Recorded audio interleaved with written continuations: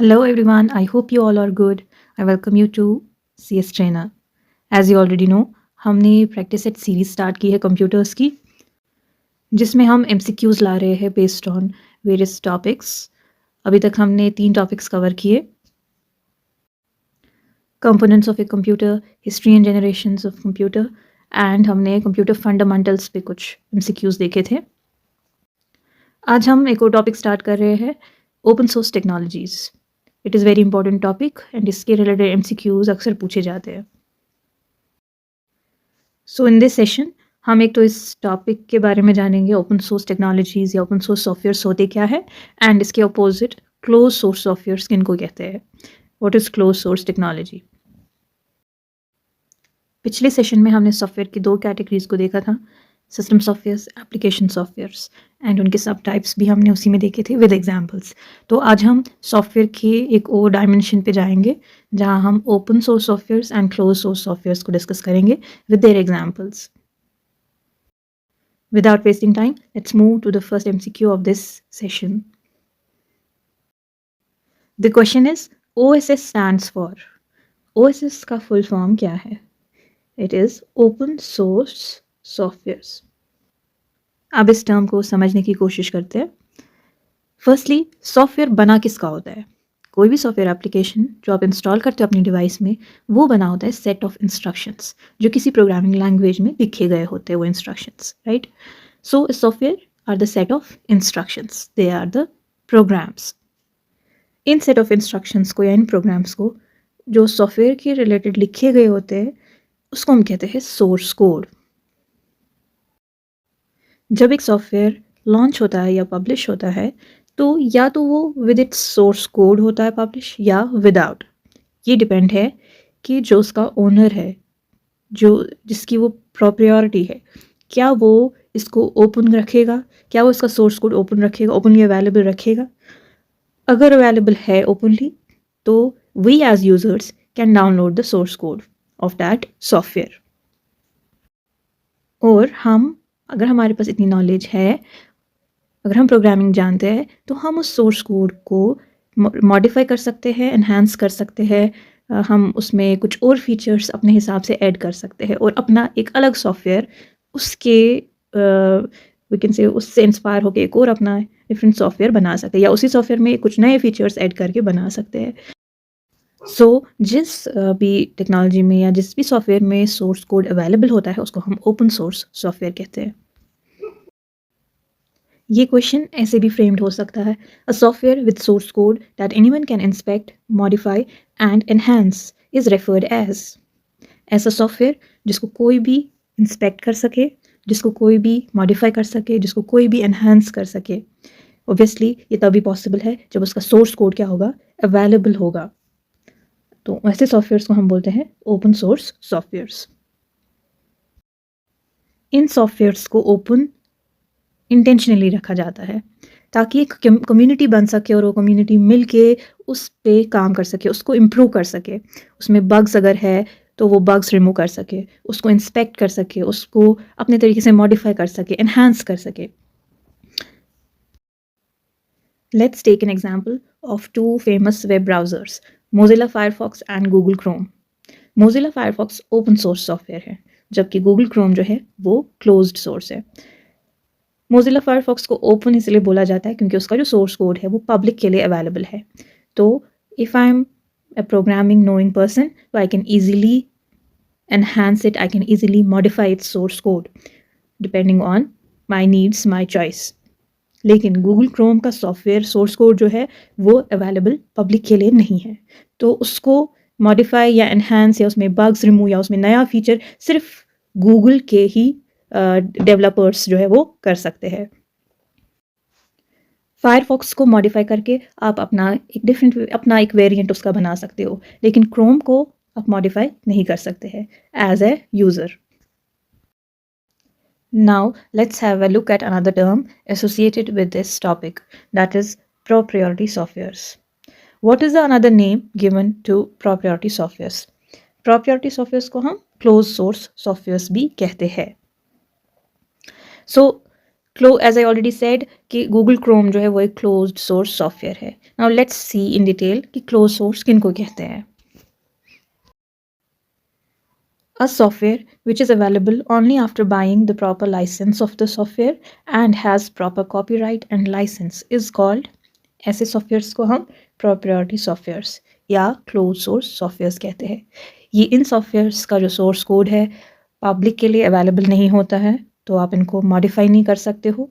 इनका एक proper copyright होता है, तो जो इसका ओनर है या जिसके पास ये कॉपीराइट है इस सॉफ्टवेयर का, सिर्फ वही इसको मॉडिफाई कर सकते हैं. एक और इम्पॉर्टेंट पॉइंट है यहाँ पे, ज़रूरी नहीं है कि क्लोज सोर्स सॉफ्टवेयर जो है वो हमेशा आपको बाय करने पड़े, परचेज करने पड़े. They can be free wares as well. एक फ्री वेयर ऐसा सॉफ्टवेयर होता है जिसको आप फ्रीली डाउनलोड कर सको, बट वो ओपन सोर्स नहीं होता है. जैसे Google Chrome close source software तो है लेकिन फ्री वेयर भी है, आपको उसको यूज़ करने के लिए पे नहीं करना पड़ता है. ऑन द अदर हैंड अगर हम MS ऑफिस देखें, MS ऑफिस को यूज़ करने के लिए आपको उसकी लाइसेंस परचेज करनी पड़ती है. Let's move to next question. The term FLOSS, FLOSS, is associated with. FLOSS is an acronym and इस acronym का full form है Free, or you can say library, open source software. OSS है open source software. So this term is associated with open source softwares. Free का मतलब है कि you have freedom or liberation to use the software, modify the software, enhance the software. So it is an acronym और ये acronym open source softwares के साथ associated है. तो इसका अगर full form आया what does FLOSS stand for, तो आपको लिखना है free और library open source software. या इसको इसके related ये वाली term भी पूछी जाती है, what is FOSS? It is free open source softwares. Next question is OSI stands for. OSI एक एक्रोनिम है, इसका फुल फॉर्म है open source initiative. Open source initiative एक नॉन प्रॉफिट कॉरपोरेशन है जिसका एक ग्लोबल स्कोप है. ये इनिशिएटिव फर्स्ट टाइम लिया गया था 1998 में. मेन एम जो इस इनिशिएटिव का है that is to educate people about open source technologies and advocate the benefits of open source technologies. Next question is a guideline for OSS licenses other than the GPL. GPL stands for General Public License.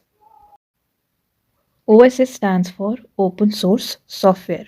So open source software licenses के लिए guidelines जो लिखी जाती है जिसको हम terms and conditions कहते हैं वो अदर देन GPL, और दूसरा क्या है, the next one is OSD.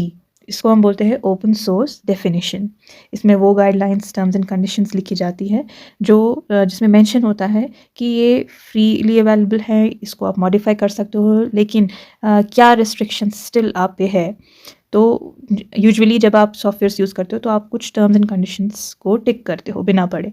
उन टर्म्स एंड कंडीशंस में लिखा क्या होता है, वो गाइडलाइंस जो आपको फॉलो करने हैं उस सॉफ्टवेयर को यूज़ करने के बाद. तो जब ओपन सोर्स सॉफ्टवेयर बनता है तो ऑब्वियसली उसकी गाइडलाइंस, उसके टर्म्स एंड कंडीशंस जो हैं, उसकी लाइसेंस वो लिखे गए होते हैं. तो one is GPL and another is OSD, open source definition. So जब OSI आया 1998 में, that is open source initiative, उन्होंने फिर ये बनाया OSD, open source definition. Next question is Microsoft Windows एक ऑपरेटिंग सिस्टम है और वो इन टर्म्स में से किसके साथ एसोसिएटेड है. सो माइक्रोसॉफ्ट विंडोज़ जो है वो एक प्रोप्रायोरिटी सॉफ्टवेयर है. That means it is a close source software. It is owned by Microsoft and इन्होंने इसका सोर्स कोड जो है वो पब्लिक के लिए अवेलेबल नहीं रखा है.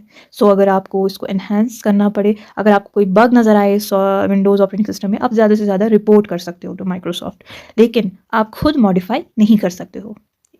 तो ऑब्वियसली जब सोर्स कोड ही अवेलेबल नहीं है, वो line of codes he available नहीं है, तो ऑब्वियसली आप इसको मॉडिफाई नहीं कर सकोगे. ऑल्सो इस सॉफ्टवेयर को बाय करने के लिए आपको पहले, इस ऑपरेटिंग सिस्टम को बाय करने के लिए आपको पहले इसकी लाइसेंस परचेज करनी पड़ती है. So remember, Microsoft Windows closed source softwares की एग्जाम्पल है या प्रोप्रायोरिटी सॉफ्टवेयर्स की एग्जाम्पल है.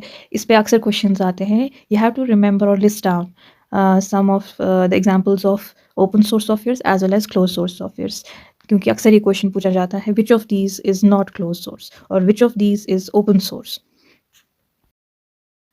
Next question is Richard Stallman from MIT established a special license, the Dash license. Richard Stallman ने GNU जनरल पब्लिक लाइसेंस या शॉर्ट में इसको GPL भी बोला जाता है, ये लाइसेंस बनाई थी उन्होंने, जिसमें इस लाइसेंस में मेंशन करके था कि users are free to share, to use and to modify the software, that too without paying anyone for it. Next question is, which of the following is a free and open source operating system that was started by Richard Stallman? OS का यहाँ पे मतलब है operating system. Richard Stallman ने operating system बनाया था जो free and open source था. It was GNU. GNU एक यूनिक्स बेस्ड ऑपरेटिंग सिस्टम था एंड इसको 1984 में रिचर्ड स्टॉलमैन ने बनाया था. Next question is, in 1969, AT&T Laboratories developed Dash, which supported and worked on different hardware platforms. 1969 में AT&T Laboratories ने एक ऑपरेटिंग सिस्टम डेवलप किया जो कि प्लेटफॉर्म इंडिपेंडेंट था, मतलब मल्टीपल प्लेटफॉर्म्स पे वो ऑपरेटिंग सिस्टम जो है वो चलता था. It was Unix, UNIX. Unix जो है firstly it is an open source software. तो बिकॉज़ ये ओपन सोर्स है, इस सॉफ्टवेयर और बिकॉज़ ये प्लेटफॉर्म इंडिपेंडेंट था, ये बहुत जल्दी विद इन नो टाइम और within less time accept हुआ इन द मार्केट. एंड ये ओपन सोर्स था तो इसको मॉडिफाई किया गया और इसके बहुत सारे वेरिएंट्स आए. So there are many Unix based softwares available, or we can say operating systems available, like we have Linux, we have Mint.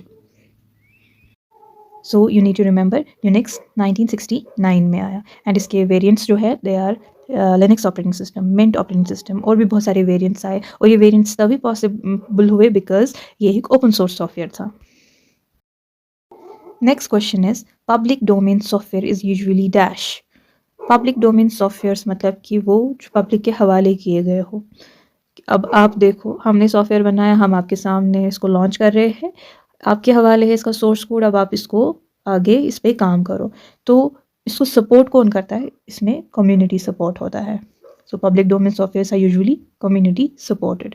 तो कम्युनिटी मिल के लोग मिल के इस पे काम करते हैं, इसको एनहांस करते हैं, इसको मॉडिफाई करते हैं, इसमें बग्स रिमूव करते हैं. तो मिल के इस पे काम होता है ऐसे सॉफ्टवेयर्स पे. Next question is, user must agree to the dash terms and conditions when they use an open source software. जब भी आप ओपन सोर्स सॉफ्टवेयर यूज़ करते हो, आपके सामने टर्म्स एंड कंडीशंस उसकी आती है फर्स्ट टाइम में और आप उसको टिक करते हो. वो टर्म्स एंड कंडीशंस में क्या होता है?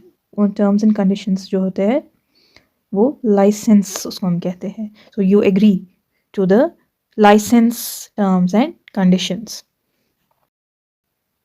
Next question is the set of programs which consist of full documentation. पहले मैंने आपको कहा सेट ऑफ प्रोग्राम्स का मतलब होता है software. Software is a set of programs. So set of programs जो फुल डॉक्यूमेंटेशन के साथ आता है. डॉक्यूमेंटेशन मतलब कि उसका यूज़र मैनुअल, जिसको हम शॉर्ट में बोले, यूज़र मैनुअल लेके आता है क्या इस सॉफ्टवेयर में है, क्या इसको यूज़ कैसे करना है, उसको मिल के क्या कहते हैं हम? उसको हम कहते हैं software package. Now let's come to the example of open source. Which of the following web browser is open source? इनमें से कौन सा वेब ब्राउज़र ओपन सोर्स है? तो यहाँ पे दो चीज़ें आपको लिस्ट डाउन करनी है. फर्स्टली क्लोज सोर्स की कुछ एग्जांपल्स और एक इसमें ओपन सोर्स है. वो कौन सा है? That is Mozilla Firefox. Mozilla Firefox open source है, बाकी ये वाले क्लोज सोर्स है. Google Chrome, Microsoft Edge and Apple का सफारी, ये तीनों क्लोज सोर्स सॉफ्टवेयर्स है, जबकि मोजिला फायरफॉक्स जो है दैट इज़ ओपन सोर्स. ऐसे ही सिमिलर क्वेश्चन है, which of the following web browsers is closed source. इनमें से क्लोज सोर्स कौन है? इनमें से क्लोज सोर्स है सफारी, एप्पल का. This is close source, rest of these are open source. ये तीनों ओपन सोर्स सॉफ्टवेयर हैं। सो यहाँ पे आप नोट डाउन कर सकते हो ओपन सोर्स में ये 3 एग्जांपल्स, ब्रेव, फायरफॉक्स या क्रोमियम, ये तीनों ओपन सोर्स है। अगर ऑपरेटिंग सिस्टम्स की एग्जांपल्स में देखिए ओपन सोर्स कौन कौन है, सो उसके रिलेटेड ये क्वेश्चन है, which of the following operating systems is not closed source. इनमें से कौन सा क्लोज्ड सोर्स ऑपरेटिंग सिस्टम नहीं है? That is Linux. Linux close source नहीं है, जबकि मैक, एप्पल एंड विंडोज ये तीनों जो है क्लोज्ड सोर्स है। Linux is open source software.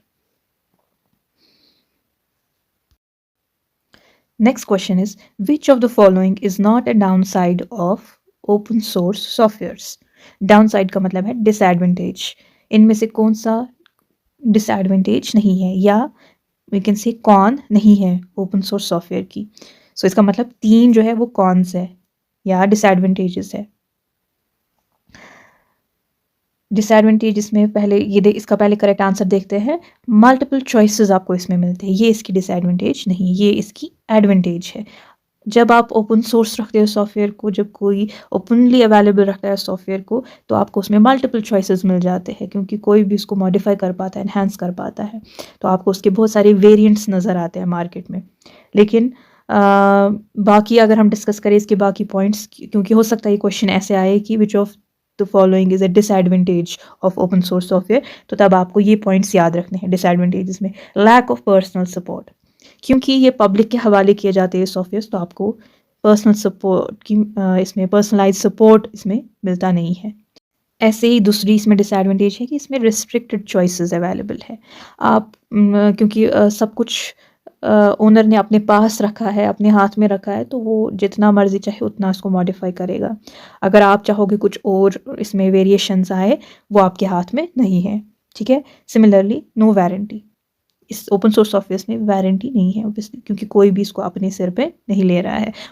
जिसने इसको बनाया वो इसको ओपनली आपके सामने रख रहा है और बोल रहा है आप इसको इसके साथ खेलो जैसे खेलना चाहते हो। ऐसे ही नेक्स्ट क्वेश्चन है, which of the following is an advantage of open source softwares. Let's see इनमें से इसके एडवांटेज क्या है। You can edit the source code to customize it, yes we can do it, तो इसकी एडवांटेज बनी। It's often free, yes it is free mostly. The community of experts keep improving it, yes open source software में लोग मिल के काम करते हैं, experts मिल के काम करते हैं, उसको इम्प्रूव करने की कोशिश करते हैं। सो ये तीनों इसकी एडवांटेज है। The correct answer of this question is all of the above, ये सब इसकी एडवांटेजेस है।